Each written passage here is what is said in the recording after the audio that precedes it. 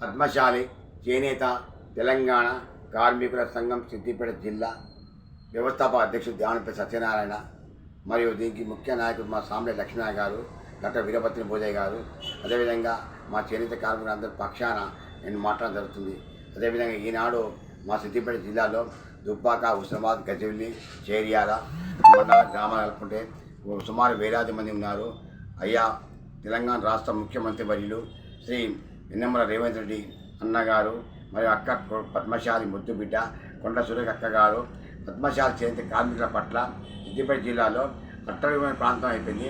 ఉందామంటే ఇల్లు లేదు, చేద్దామంటే ఉపాధి లేదు, తిందామంటే తిండి లేదు, చదువుకున్న పిల్లలకు ఉద్యోగాలు లేవు. మా పిల్లలకు చాలా ఇబ్బంది అవుతుంది. కావున ప్రభుత్వం వెంటనే మాపై దయా జాలి చూపించి వెంటనే కరుణించి మా పద్మశాలపై ప్రత్యేకమైన సిద్దిపేట 10 మొగ్గాలున్నాయి, చేనేతకారి మొగ్గాలు.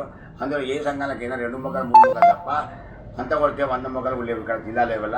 కనుక కావున ప్రతి చేనేత కార్మిక కుటుంబానికి 2 లక్షల రూపాయల ఆర్థిక సహాయం చేయాలని గౌరవ ముఖ్యమంత్రి గారిని మన కొండ సురేఖ గారిని కోరుతున్నాము.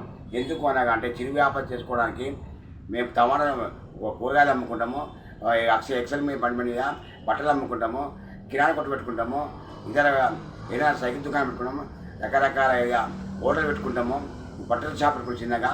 మా చిరు వ్యాపారం చేసుకోవడానికి వృత్తి లేదు కనుక మా వృత్తి పడిపోవడం కారణం బొంబాయి, భీమండి, సూరత్, అహ్మదాబాద్, సోలాపూర్ నుంచి రెడీమేడ్ వస్త్రాలు తయారు అవి ఇక్కడ రావడం వల్ల మా వస్త్రాలు కోల్పోయినాం కనుక మేము రోడ్డు మీద పడ్డాము. అయ్యా ముఖ్యమంత్రి గారు మా బతుకులు హోటల్ చిప్పగడే పరిస్థితికి వచ్చింది.